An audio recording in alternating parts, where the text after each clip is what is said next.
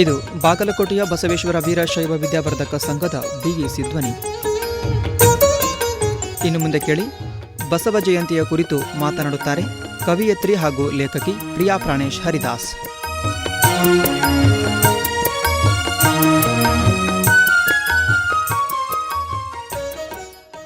ನಮಸ್ಕಾರ ಸ್ನೇಹಿತರೆ, ಅಕ್ಷಯ ತೃತೀಯ ಹಾಗೂ ಬಸವ ಜಯಂತಿಯ ಶುಭಾಶಯಗಳು. ನಮ್ಮ ಭಾರತ ದೇಶವು ಮಾದರಿಯ ದೇಶವಾಗಿದೆ. ಇಲ್ಲಿಯ ನೆಲ, ಜಲ, ಬಲ ಎಲ್ಲವೂ ಬಲಿಷ್ಠವಾಗಿದೆ. ಇಲ್ಲಿ ಆಚರಿಸುವ ಪ್ರತಿ ಹಬ್ಬಕ್ಕೂ ಶಾಸ್ತ್ರೀಯ ಪುರಾಣ ಗ್ರಂಥಗಳ ಆಧಾರವಾಗಿವೆ. ಮಾನವ ಕುಲಕ್ಕೆ ಒಂದು ದಾರಿದೀಪವಾಗಿದೆ. ಆ ನಿಟ್ಟಿನಲ್ಲಿ ಇಂದಿನ ಪ್ರಸ್ತುತಿ ಅಕ್ಷಯ ತೃತೀಯ ಬಗ್ಗೆ ಹೇಳುತ್ತಿರುವೆ. ಅಕ್ಷಯ ತೃತೀಯವು ವೈಶಾಖ ಮಾಸದಲ್ಲಿ ಬರುತ್ತದೆ. ವೈಶಾಖ ಮಾಸದ ಮಹತ್ವವೇನೆಂದರೆ, ವಿಶಾಖ ನಕ್ಷತ್ರದಲ್ಲಿ ಬರುವುದಕ್ಕೆ ಈ ಮಾಸಕ್ಕೆ ವೈಶಾಖ ಮಾಸ ಎಂದು ಹೆಸರು ಬಂದಿದೆ. ವಿಶಾಖ ನಕ್ಷತ್ರವು ಬೃಹಸ್ಪತಿ ಮತ್ತು ಇಂದ್ರನ ಆಳ್ವಿಕೆಯಲ್ಲಿ ಇದೆ. ಈ ತಿಂಗಳು ಸ್ನಾನ, ಉಪವಾಸ ಮತ್ತು ಪೂಜಿಸುವುದು ಅತ್ಯಂತ ಪುಣ್ಯವನ್ನು ನೀಡುತ್ತದೆ. ಅಕ್ಷಯ ತೃತೀಯವು ವೈಶಾಖ ಮಾಸದಲ್ಲಿ ಬರುತ್ತದೆ. ವಿಶಾಖ ನಕ್ಷತ್ರದಲ್ಲಿ ಬರುವ ಈ ಮಾಸವನ್ನು ವೈಶಾಖ ಮಾಸ ಎಂದು ಕರೆಯಲಾಗುತ್ತದೆ. ವಿಶಾಖ ನಕ್ಷತ್ರವು ಬೃಹಸ್ಪತಿ ಮತ್ತು ಇಂದ್ರನ ಆಳ್ವಿಕೆಯಲ್ಲಿ ಇದೆ. ಈ ತಿಂಗಳಿನಲ್ಲಿ ಪುಣ್ಯ ಸ್ನಾನ, ಉಪವಾಸ ಮತ್ತು ಪೂಜಿಸುವುದು ಹಾಗೂ ಸಹಾಯವಾದಂಥ ಅನೇಕ ಪುಣ್ಯ ಕಾರ್ಯಗಳನ್ನು ಮಾಡಿದರೆ ಮೋಕ್ಷ ಮತ್ತು ಪುಣ್ಯವು ನೀಡುತ್ತದೆ. ಈ ಮಾಸದಲ್ಲಿ ಪರಶುರಾಮ ಜಯಂತಿ, ಅಕ್ಷಯ ತೃತೀಯ, ಮೋಹಿನಿ ಏಕಾದಶಿ ಮುಂತಾದ ಪ್ರಮುಖ ಹಬ್ಬಗಳು ಬರುತ್ತವೆ. ಸ್ಕಂದ ಪುರಾಣದಲ್ಲಿ ಕೂಡ ವೈಶಾಖ ಮಾಸವನ್ನು ಉಲ್ಲೇಖಿಸಲಾಗಿದೆ. ದೇವರ ಆರಾಧನೆ, ಉಪಕಾರ ಮತ್ತು ಪುಣ್ಯಕ್ಕೆ ಇದು ಸೂಕ್ತ ತಿಂಗಳು. ಅದಕ್ಕಾಗಿಯೇ ಈ ಮಾಸದಲ್ಲಿ ಪ್ರಾಣಿ ಪಕ್ಷಿಗಳಿಗೆ ನೀರಿನ ತೊಟ್ಟಿಗಳನ್ನು ಸ್ಥಾಪಿಸುವುದು, ಮರಗಳನ್ನು ರಕ್ಷಿಸುವುದು, ಬಡವರಿಗೆ ಸಹಾಯ ಮಾಡುವುದು, ಪ್ರಾಣಿ ಪಕ್ಷಿಗಳಿಗೆ ಆಹಾರ ನೀಡುವುದು ಹಾಗೂ ಬಡವರಿಗೆ ದಾನ ಮಾಡುವುದು ಎಲ್ಲವನ್ನು ಈ ರೀತಿ ಸುಕಾರ್ಯಗಳನ್ನು ಮಾಡಿದರೆ ಸಂತೋಷ ಹಾಗೂ ಸಂಪತ್ತು ಸಿಗುತ್ತದೆ ಎಂದು ಶಾಸ್ತ್ರಗಳಲ್ಲಿ ಹೇಳಲಾಗಿದೆ. ಸ್ಕಂದ ಪುರಾಣದಲ್ಲಿ ವೈಶಾಖ ಮಾಸವನ್ನು ವೈಶಾಖ ಮಾಸದಂತೆ ಇನ್ನೊಂದು ಮಾಸವಿಲ್ಲ, ಸತ್ಯಯುಗದಂತ ಇನ್ನೊಂದು ಯುಗವಿಲ್ಲ, ವೇದಕ್ಕಿಂತ ಬೇರೆ ಗ್ರಂಥವಿಲ್ಲ, ಗಂಗೆಯಂತೆ ತೀರ್ಥ ಇಲ್ಲ ಎಂದು ಹೇಳಿದ್ದಾರೆ. ಈ ವೈಶಾಖ ಮಾಸದಲ್ಲಿ ಬರುವುದೇ ಅಕ್ಷಯ ತೃತೀಯ. ಮೂಲತಃ ಅಕ್ಷಯ ಎಂಬ ಪದವು ಒಂದು ಕ್ಷಯವಿಲ್ಲದ ಎಂದು ಅರ್ಥ ಹೊಂದಿದೆ. ತೃತೀಯ ತಿಥಿ ಎಂಬುದು ಮೂರನೆಯ ದಿನ ಎಂಬ ಅರ್ಥವನ್ನು ನೀಡುತ್ತದೆ. ಹೀಗಾಗಿ ಅಕ್ಷಯ ತೃತೀಯವನ್ನು ವೈಶಾಖ ಮಾಸದ ಶುದ್ಧ ತದಿಗೆ ಎಂದು ಆಚರಿಸುತ್ತಾರೆ. ಅಕ್ಷಯ ಎಂದರೆ ವೃದ್ಧಿಯಾಗುವುದು ಎಂದರ್ಥ.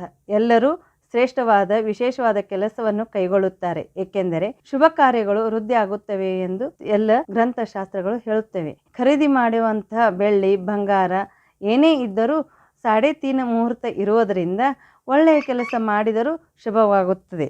ಅಕ್ಷಯ ಎಂದರೆ ವೃದ್ಧಿಯಾಗು ಎಂದರ್ಥ. ಎಲ್ಲರೂ ಶ್ರೇಷ್ಠವಾದ ವಿಶೇಷವಾದ ಕೆಲಸವನ್ನು ಕೈಗೊಳ್ಳುತ್ತಾರೆ, ಏಕೆಂದರೆ ಶುಭ ಕಾರ್ಯಗಳು ವೃದ್ಧಿಯಾಗುತ್ತಾ ಹೋಗುತ್ತವೆ.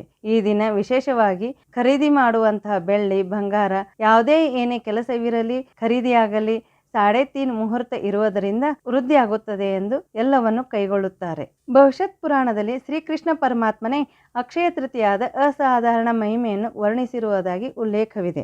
ಈ ದಿನದಲ್ಲಿ ಸೂರ್ಯಚಂದ್ರರು ಗರಿಷ್ಠ ಮಟ್ಟದ ಕಾಂತಿಯನ್ನು ಹೊಂದಿರುತ್ತಾರೆ. ಇದು ಶುಭ ಕಾರ್ಯ ಮಾಡಲಿಕ್ಕೆ ಶುಭಕರವಾದ ದಿನ. ಅಂತೆಯೇ ಜನರು ಇಂದು ಅಕ್ಷರಾಭ್ಯಾಸ, ಮದುವೆ, ಉಪನಯನ, ಗೃಹ ಪ್ರವೇಶ ಇನ್ನೂ ಅನೇಕ ವ್ಯವಹಾರಗಳನ್ನು, ಕೆಲಸಗಳನ್ನು ಕೈಗೊಳ್ಳುತ್ತಾರೆ. ಈ ದಿನದಂದು ನಾವು ಆಚರಿಸುವ ಸಂಕಲ್ಪ ಪೂರ್ವಕ ಸ್ನಾನ, ಜಪ, ತಪ, ಅಧ್ಯಯನ, ತರ್ಪಣ, ದಾನಾದಿಗಳೆಲ್ಲವೂ ಅಕ್ಷಯವಾದ ಫಲವನ್ನು ನೀಡುವುದರಿಂದ ಇಂದಿನ ಶುಭ ದಿನವನ್ನು ಅಕ್ಷಯ ತೃತೀಯ ಎಂದು ಕರೆಯಲ್ಪಡುತ್ತದೆ. ದೇವತೆಗಳ ಪೂಜೆಗೆ ಮಾತ್ರವಲ್ಲದೆ ಪಿತೃಗಳ ಪೂಜೆಗೂ ಪ್ರಶಸ್ತವೆನಿಸಿರುವ ತಿಥಿ ಅಕ್ಷಯ ತೃತೀಯ. ಪಿತೃಗಳನ್ನು ಕುರಿತು ತರ್ಪಣ ಮಾಡಿ ಪಿಂಡ ಪ್ರದಾನವನ್ನು ಮಾಡಬಹುದು ಎಂದು ಧರ್ಮ ಸಿಂಧುವಿನಲ್ಲಿ ಹಾಗೂ ಋತುರಾಜ್ಯದಲ್ಲಿ ಉಲ್ಲೇಖವಿದೆ. ಇನ್ನು ಅಕ್ಷಯ ತೃತೀಯದ ಪೌರಾಣಿಕ ಹಿನ್ನೆಲೆಯನ್ನ ತಿಳಿದುಕೊಳ್ಳೋಣ. ಈ ಅಕ್ಷಯ ತೃತೀಯದಂದು ಪರಶುರಾಮನು ಜನಿಸಿದರು. ಈ ದಿನದಿಂದಲೇ ತ್ರೇತಾಯುಗ ಆರಂಭವಾಯಿತು. ಬಲರಾಮ ದೇವರು ಜನಿಸಿದರು. ಹಾಗೆ ಶ್ರೀಕೃಷ್ಣನು ಪಾಂಡವರಿಗೆ ಅಕ್ಷಯ ಪಾತ್ರೆ ಕೊಟ್ಟ ದಿನವಾಗಿದೆ. ಗಂಗೆಯು ಸ್ವರ್ಗದಿಂದ ಧರೆಗಿಳಿದ ದಿನ. ಸಂಪತ್ತಿನ ಒಡೆಯನಾದ ಕುಬೇರ ಲಕ್ಷ್ಮೀ ದೇವಿಯ ಪೂಜೆ ಮಾಡಿದ ದಿನ. ಸೀತೆಯು ತನ್ನ ಪವಿತ್ರತೆಯನ್ನು ಅಗ್ನಿ ಪರೀಕ್ಷೆಗೆ ಒಳಪಡಿಸಿದ ದಿನ. ಲಂಕಾ ನಗರವು ಮೊದಲು ಅಕ್ಷಯ ತೃತೀಯದಂದು ಕುಬೇರನು ವಿಶ್ವಕರ್ಮದಿಂದ ನಿರ್ಮಾಣ ಮಾಡಿಸಿದ್ದನು. ತದನಂತರ ಅಣ್ಣನಾದ ರಾವಣನು ರುದ್ರದೇವರ ತಪಸ್ಸು ಮಾಡಿ ವರ ಪಡೆದಿದ್ದನು. ಹಾಗೆ ಬಲಾಢ್ಯ ಇದ್ದುದರಿಂದ ಕುಬೇರನನ್ನು ಉತ್ತರ ದಿಕ್ಕಿಗೆ ಓಡಿಸಿ ತಾನು ವಶಪಡಿಸಿಕೊಂಡನು. ಮುಂದೆ ಇದು ಲಂಕಾ ಬದಲಾಗಿ ಸ್ವರ್ಣಲಂಕೆಯಾಯಿತು. ರಾಮಾಯಣದಲ್ಲಿ ಉಲ್ಲೇಖವಿದೆ. ಮಹಾಭಾರತವನ್ನು ವ್ಯಾಸರು ರಚಿಸಿದ ದಿನವು ಅಕ್ಷಯ ತೃತೀಯವಾಗಿದೆ. ಭಗೀರಥನು ಶಿವನ ಜಟೆಯಲ್ಲಿದ್ದ ಗಂಗೆಯನ್ನು ಭೂಮಿಗೆ ತಂದ ದಿನವಾಗಿದೆ. ಆದಿಶಂಕರಾಚಾರ್ಯರು ಕನಕಧಾರ ಸ್ತೋತ್ರವನ್ನು ರಚಿಸಿದ ದಿನ. ಇನ್ನು ತನ್ನ ಆಪ್ತ ಸ್ನೇಹಿತನಾದ ಕೃಷ್ಣನಿಗೆ ಕುಚೇಲನು ತನ್ನಲ್ಲಿರುವ ಮುಷ್ಟಿ ಅವಲಕ್ಕಿಯನ್ನು ತನ್ನ ಪ್ರೀತಿಯ ಪಾತ್ರ ಶ್ರೀಕೃಷ್ಣನಿಗೆ ಕೊಟ್ಟು ಸಮರ್ಪಿಸಿದ ದಿನ. ಅಂತೆಯೇ ಶ್ರೀಕೃಷ್ಣನು ಕುಚೇಲನಿಗೆ ವರವನ್ನು ಪಾಲಿಸಿದನು.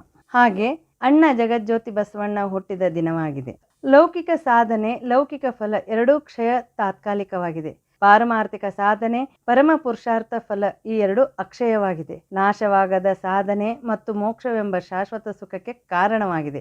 ಅಕ್ಷಯ ತೃತೀಯ ಬಂಗಾರ ಕೊಂಡುಕೊಳ್ಳುವುದು ಎನ್ನುತ್ತಾರೆ ಮನೆಯಲ್ಲಿ ಹಿರಿಯರು. ಏನಿದು ಬಂಗಾರ? ಎಂಥ ಬಂಗಾರ? ಮತ್ತೆ ಆಭರಣ ಬಂಗಾರವೆಂದರೆ ಅದು ತಾತ್ಕಾಲಿಕ.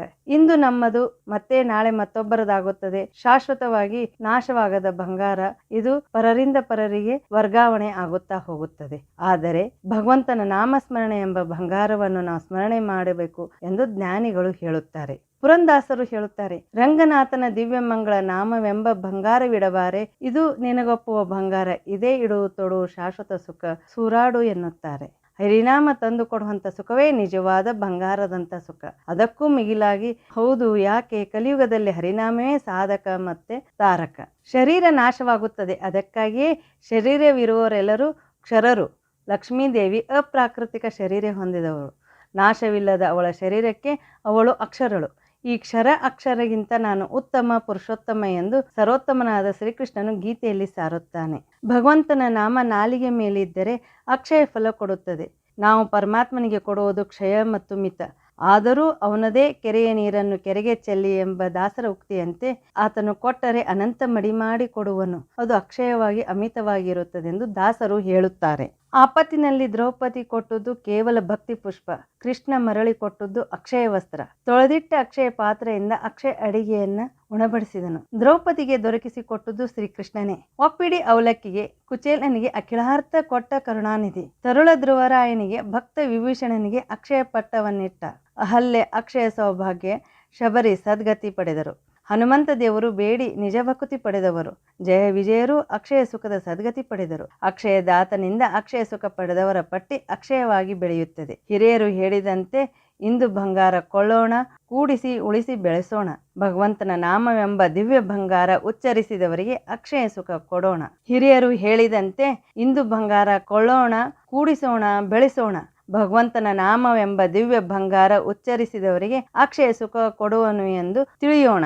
ಇನ್ನು ನಾಡಿನಾದ್ಯಂತ ಅಕ್ಷಯ ತೃತೀಯ ದಿನದಂದು ಬಸವ ಜಯಂತಿಯನ್ನು ಆಚರಿಸುತ್ತಾರೆ. ಬಸವಣ್ಣನವರು 12ನೇ ಶತಮಾನದಲ್ಲಿಯೇ ಸಾಮಾಜಿಕ ಕ್ರಾಂತಿಗೆ ಮುಂದಾದ ಉದಾತ್ತ ತತ್ವಗಳನ್ನು ಬೋಧಿಸಿದ ಮಹಾನ್ ವ್ಯಕ್ತಿ. ಒಬ್ಬ ಮಹಾನ್ ಕವಿ, ಸಮಾಜ ಸುಧಾರಕ ಮತ್ತು ತತ್ವಜ್ಞಾನಿಯಾಗಿ ಹೊರಹೊಮ್ಮಿದವರು. ವಚನಗಳ ಮೂಲಕ ಅವರು ಸಾಮಾಜಿಕ ಜಾಗೃತಿಯನ್ನು ಹರಡಲು ಪ್ರಾರಂಭಿಸಿದರು.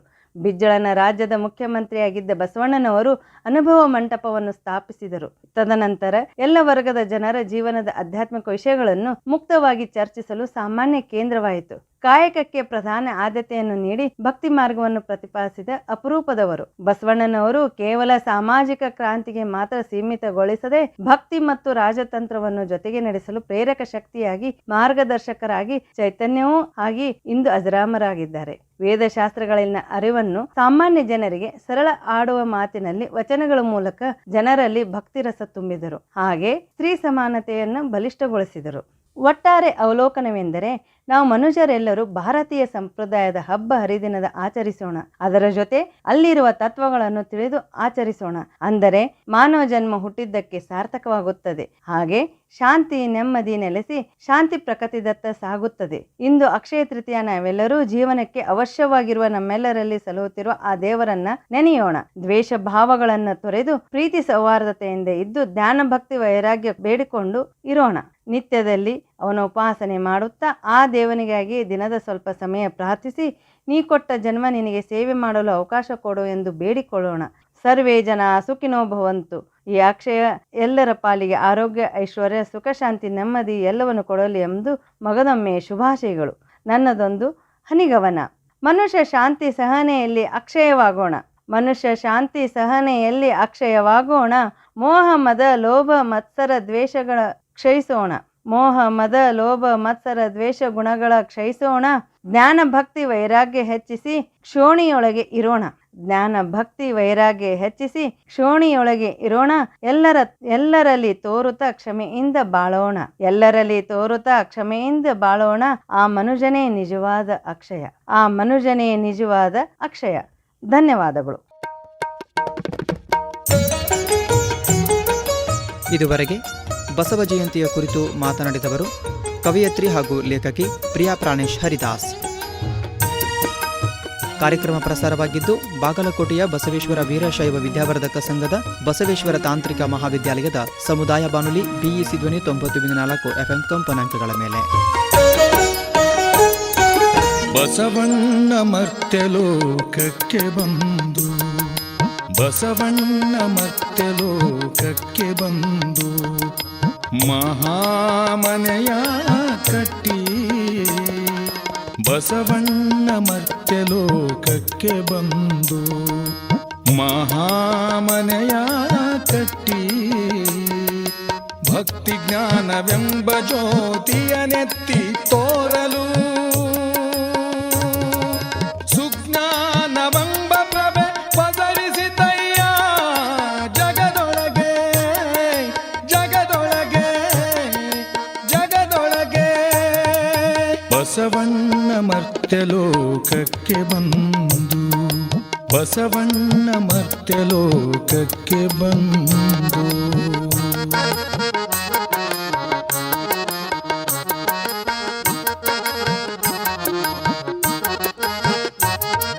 ಬೆಳಗಿನೊಳು ತಿಳಿದು ನೋಡಿ ಹರಿದಿದ್ದ ಶಿವಗಣಗಳೆಲ್ಲ, ಬೆಳಗಿನೊಳು ತಿಳಿದು ನೋಡಿ ಹರಿದಿದ್ದ ಶಿವಗಣಗಳೆಲ್ಲ ನೆರೆದು ಕೂಡಿತಯ್ಯ, ನೆರೆದು ಕೂಡಿತಯ್ಯ ಕೂಡಲ ಚೆನ್ನ ಸಂಗಮ ದೇವ, ಕೂಡಲ ಚೆನ್ನ ಸಂಗಮ ದೇವ. ನಿಮ್ಮ ಶರಣ ಬಸವಣ್ಣನ ಕೃಪೆಯಿಂದ, ನಿಮ್ಮ ಶರಣ ಬಸವಣ್ಣನ ಕೃಪೆಯಿಂದ ಪ್ರಭುದೇವರ ನಿಜವನರಿದು ನಿಶ್ಚಿಂತರಾದರಯ್ಯ, ಪ್ರಭುದೇವರ ನಿಜವನರಿದು ನಿಶ್ಚಿಂತರಾದರಯ್ಯ. ಶಿವಗಣಗಳೆಲ್ಲರೂ, ಶಿವಗಣಗಳೆಲ್ಲರೂ ಬಸವಣ್ಣ ಮರ್ತ್ಯಲೋಕಕ್ಕೆ ಬಂದು, ಬಸವಣ್ಣ ಮರ್ತ್ಯಲೋಕಕ್ಕೆ ಬಂದು, ಮಹಾಮನೆಯ ಕಟ್ಟಿ, ಭಕ್ತಿ ಜ್ಞಾನವೆಂಬ ಜ್ಯೋತಿಯ ನೆತ್ತಿ ತೋರಲು, ಸುಜ್ಞಾನವೆಂಬ ಬಬೆ ಪಸರಿಸಿತಯ್ಯ ಜಗದೊಳಗೆ, ಸುಜ್ಞಾನವೆಂಬ ಪ್ರಭೆ ಪಸರಿಸಿತಯ್ಯ ಜಗದೊಳಗೆ, ಜಗದೊಳಗೆ.